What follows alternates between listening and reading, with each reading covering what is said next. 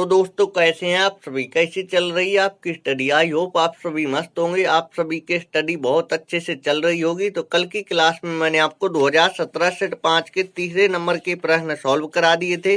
तो आज की क्लास में मैं आपको चौथे नंबर के प्रश्न सॉल्व कराऊंगा। तो जो भी मेरे भाई बहन इस वीडियो को देख रहे हैं तो सबसे पहले इस वीडियो को लाइक कर दीजिए और इस वीडियो को ज्यादा से ज्यादा अपने मित्रों के पास शेयर कर दीजिएगा। तो चलिए बिना देरी किए आज की इस क्लास को स्टार्ट करते हैं। दोस्तों चौथे का ख नंबर का सवाल तो आपके पेपर में आएगा नहीं, तो आपको चौथे का ख नंबर का सवाल देखना है। चौथे के ख नंबर के सवाल में ये द्विघात बहुपद दिया है, इसके हमें शून्य ज्ञात करना है और हमें शून्य तथा गुणांकों के बीच संबंध का सत्यापन करना है। तो आइए सवाल को हल करते हैं। एफ एक्स बराबर दिया है 3x² माइनस एक्स माइनस 4। तो देखिए इसके हमें गुणनखंड करना है। तो x² का गुणांक 3 है, 4 का गुणा 3 में करेंगे, 4 गुणे 3 करेंगे, 4 × 3 = 12 आएगा। पीछे वाली संख्या माइनस की है तो इससे एक संख्या बढ़ के गुणा करेंगे।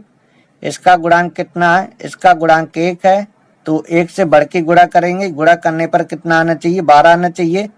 तो 2 गुणे 1 करेंगे, 3 गुणे 2 करेंगे, 4 गुणे 3 करेंगे, 4 गुणे 3 करेंगे, 12 आ जाएगा। 4 में से 3 घटा देंगे तो 1 आ जाएगा। तो देखिए यहाँ पे लिखेंगे 3x² minus 4x plus 3x minus 4x में से 3x जाएगा, माइनस का x आएगा, माइनस 4। इन दोनों में कॉमा क्या, x कॉमा है, x कॉमा ले लेंगे। तो यहाँ पे आएगा 3x माइनस, यहाँ पे आएगा 4।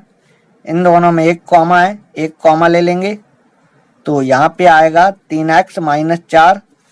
तो ये दोनों कोष्टक में कॉमा है, तो एक कोष्टक लिखा जाएगा 3x माइनस 4 और एक कोष्टक में लिखा जाएगा x प्लस 1।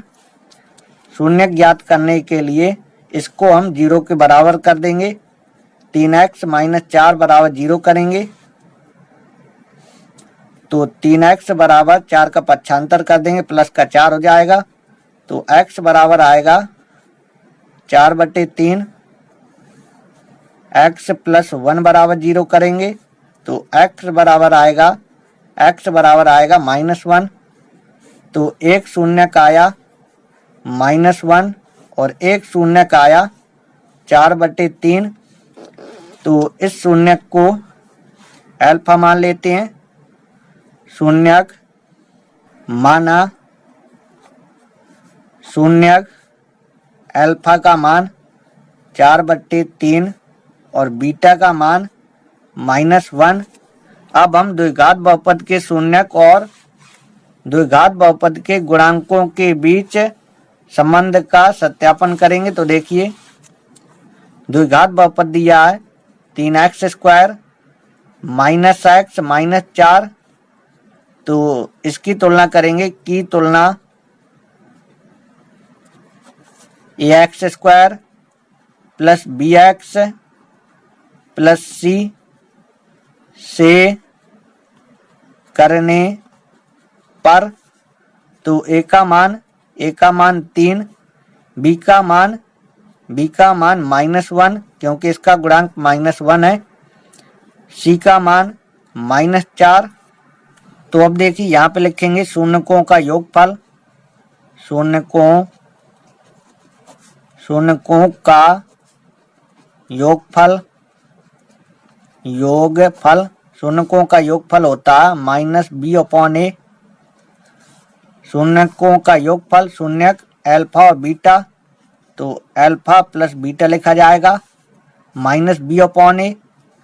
तो b का मान -1 है बट्टे a का मान 3 है, अल्फा का मान 4/3 है, प्लस बीटा का मान -1 है। माइनस गुणे माइनस करेंगे, प्लस का 1 हो जाएगा, 1/3। तो देखिए इसके बट्टे में 1 लिखेंगे, 3 लासा ले लेंगे तो यहाँ पे 4 आएगा, यहाँ पे 3 आएगा बराबर 1/3। तो 1/3 बराबर 1/3। तो शून्यकों का योगफल ये बराबर आ गया अब निकालेंगे शून्यकों का गुणनफल। शून्यकों का गुणनफल, शून्यकों का गुणनफल होता है C/A। तो शून्य का अल्फा बीटा है तो अल्फा इंटू बीटा। सी का मान क्या है? सी का मान है -4 बट्टे ए का मान 3। अल्फा का मान 4/3 है, 4/3 गुणे बीटा का मान क्या है? बीटा का मान -1 है बराबर -4/3। तो प्लस गुणे माइनस करेंगे, -4/3 बराबर -4/3। तो हमें शून्यक और गुणांकों के बीच संबंध का सत्यापन करना था। तो देखिए हमने कर दिया, दोनों साइड का आंसर बराबर आया तो ये सिद्ध हो गया। तो आई होप ये सवाल आपको अच्छे से समझ में आ गया होगा। अगर आपको स्क्रीनशॉट लेना हो तो स्क्रीनशॉट ले सकते हैं। एक बार हम आपके सामने पूरा सवाल दिखाई दे रहे हैं।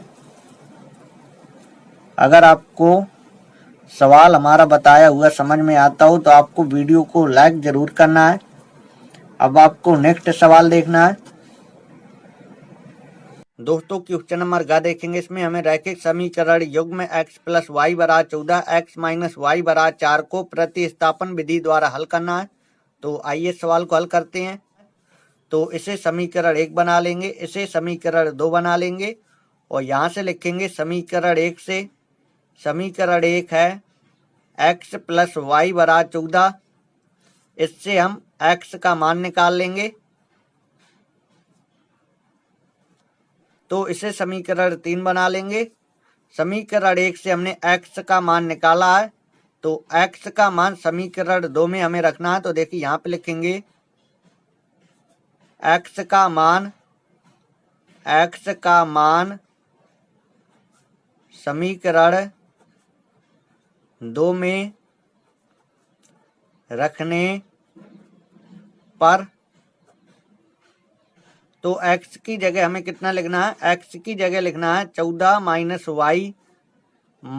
y बराबर 4। 14 - y कितना होगा? -2y बराबर 4। अब देखिए -2y बराबर 4, इसका पक्षांतर कर देंगे, माइनस का 14 हो जाएगा।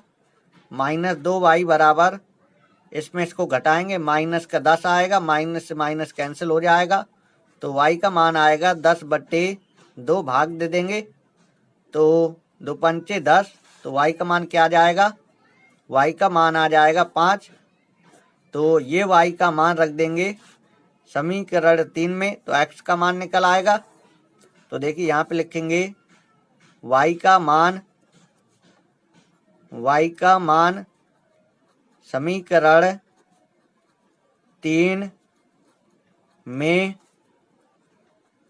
रखने पर, तो देखिए x हमारा जो करते हो बराबर 14 - y की जगह 5। तो देखिए x बराबर 14 में से 5 जाएगा, 14 में से 5 जाएगा तो ये आएगा 9। तो x का मान 9 आया, y का मान 5 आया। तो देखिए सवाल हमसे कह रहा था कि प्रतिस्थापन विधि द्वारा इसको हल कीजिए। तो इसको हमने समीकरण 1 बनाया, इसे हमने समीकरण 2 बनाया।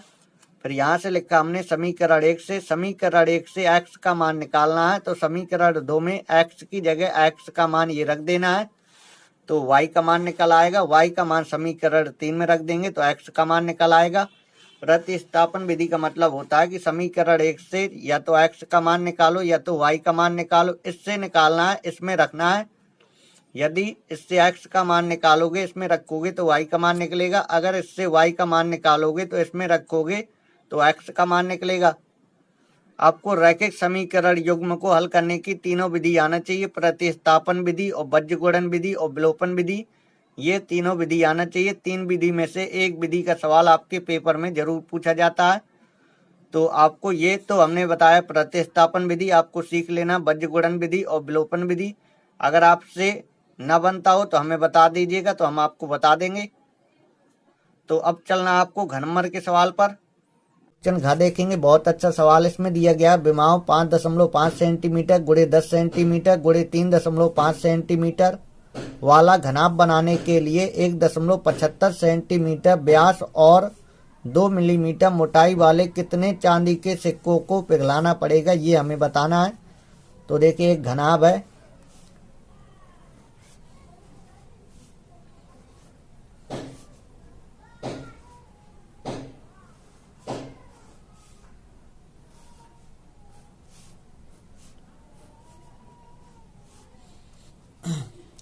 घनाभ की लंबाई 10 सेंटीमीटर, लंबाई ज़्यादा होती है तो लंबाई को मैं 10 सेंटीमीटर कर देता हूँ।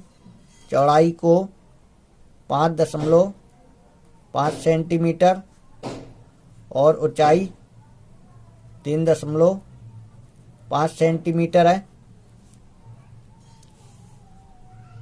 चांदी का सिक्का कैसा होता है, तो जो सिक्का होता है कैसा होता है, बेलनाकार होता है। तो इसकी मोटाई कितनी दी गई है, इसकी मोटाई दी गई है 2 मिलीमीटर। तो ये मोटाई किसका काम करेगी, ये मोटाई ऊंचाई का काम करेगी। 2 मिलीमीटर इसकी मोटाई दी गई है। तो इसको आपको पहले चेंज करना पड़ेगा क्योंकि ये सब कहे में है सेंटीमीटर में है, ये मिलीमीटर में है। तो इसको आपको सेंटीमीटर में चेंज करना पड़ेगा, नहीं सवाल गलत हो जाएगा क्योंकि ये मिलीमीटर में दिया, ये कहे में दिया, ये सेंटीमीटर में दिया, तो ये भी सेंटीमीटर में होना चाहिए। बाद में इसको मैं चेंज कर दूंगा। और इसका व्यास कितना दिया गया, इसका व्यास दिया गया 1.75 सेंटीमीटर। तो व्यास से तो सवाल लगता नहीं, तो व्यास से हम त्रिज्या निकालेंगे। तो हमें ये बताना है कि इस सिक्के से घनाभ बनाने के लिए कितने सिक्कों को पिघलाना पड़ेगा, हमें सिक्कों की संख्या बताना है।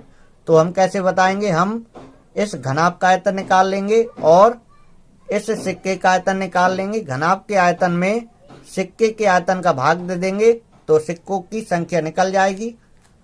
तो पहले यहाँ पे लिखें घनाभ है, घनाभ के लिए L का मान क्या है, L का मान है 10 सेंटीमीटर और B का मान क्या, B का मान है 5.5 सेंटीमीटर, लंबाई 10 सेंटीमीटर, चौड़ाई 5.5 सेंटीमीटर, ऊंचाई है 3.5 सेंटीमीटर। तो क्या करें हम घनाभ का आयतन निकालें। घनाभ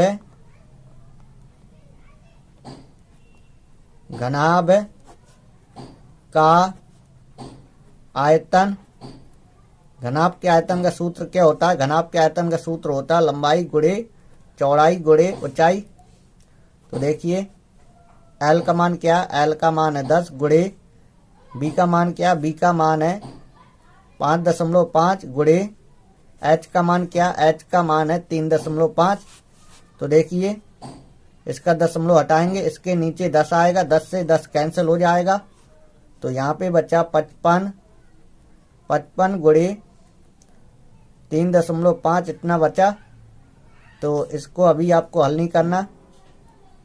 घनाभ का आयतन आएगा 55 गुणे 3.5 घन सेंटीमीटर, सेंटीमीटर की घाते 3। अब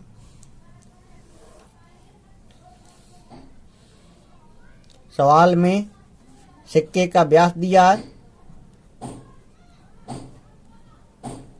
सिक्के का व्यास क्या दिया, 1.75 सेंटीमीटर। तो हम निकालेंगे सिक्के की त्रिज्या, सिक्के की त्रिज्या, सिक्के की त्रिज्या। तो त्रिज्या कैसे निकालते हैं, त्रिज्या को R से लिखते हैं। त्रिज्या कैसे निकालते हैं, व्यास का आधा कर देते हैं। तो 1.75/2 सेंटीमीटर हमने व्यास का आधा कर दिया। तो सिक्के की हमें त्रिज्या पता चल गई। त्रिज्या ये कितनी है, 1.75/2 सेंटीमीटर। ये त्रिज्या केंद्र से परिधि तक की दूरी त्रिज्या होती है। और इसकी ये मोटाई दी गई है, यानी सिक्के की ऊंचाई दी गई है। ऊंचाई यानी h का मान दिया गया, तो ये भी लिख देंगे। सिक्के की ऊंचाई, सिक्के की ऊंचाई h का मान कितना है 2 मिलीमीटर। तो हमने पहले आपको बताया था ये मिलीमीटर में नहीं रहना चाहिए, तो इसे चेंज करना हमें सेंटीमीटर में। तो 1 मिलीमीटर में कितने सेंटीमीटर होते हैं, तो 1 मिलीमीटर में 1/10 इतने सेंटीमीटर होते हैं। तो अगर मिलीमीटर से सेंटीमीटर में चेंज करना है तो 1/10 का गुणा कर देना है। तो देखिए 2 एकम 2, 2 पंचे 10, तो ये आ जाएगा 1/5 सेंटीमीटर। क्योंकि ये सब कहे में है सेंटीमीटर में, तो ये भी मान सेंटीमीटर में होना चाहिए, नहीं सवाल गलत हो जाएगा। तो ध्यान देना है। हम निकालेंगे इसका आयतन, सिक्के का आयतन निकालेंगे।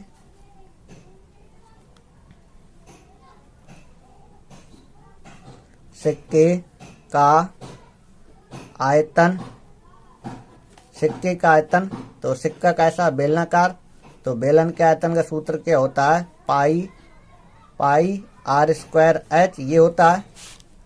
तो पाई का मान सवाल में दिया नहीं गया, अगर दिया नहीं गया है तो अपने आप 22/7 रख देना है गुणे r²।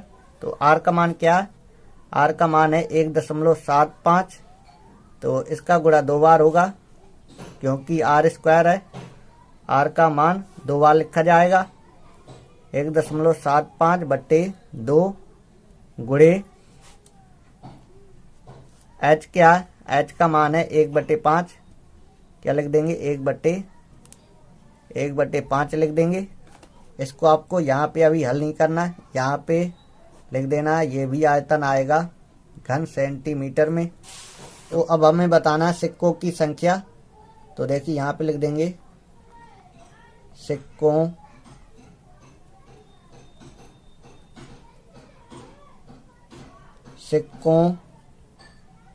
की संख्या, सिक्कों की संख्या। तो घनाभ के आयतन में किसका भाग देना है, सिक्के के आयतन का भाग देना है। तो यहाँ पे आपको ध्यान से देखना है कैसे लिखेंगे। 55 गुणे 3.5 इसके आयतन में इसके आयतन का भाग देना है। तो इसको ऊपर इसको नीचे लिखा जाएगा।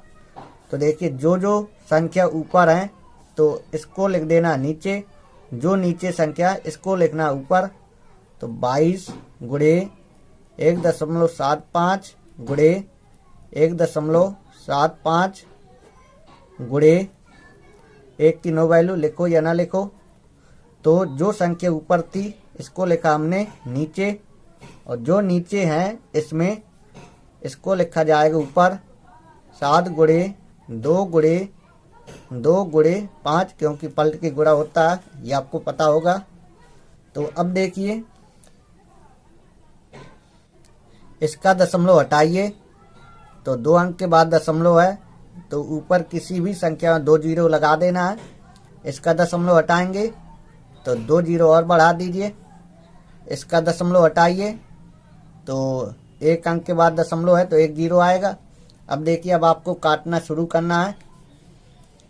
5 से काटेंगे, 5 एकम 5, 5 एकम 5, 5 से इसे काट देंगे। 5 × 15, 15 16 17 2 बचा, 25 बना, 55 25।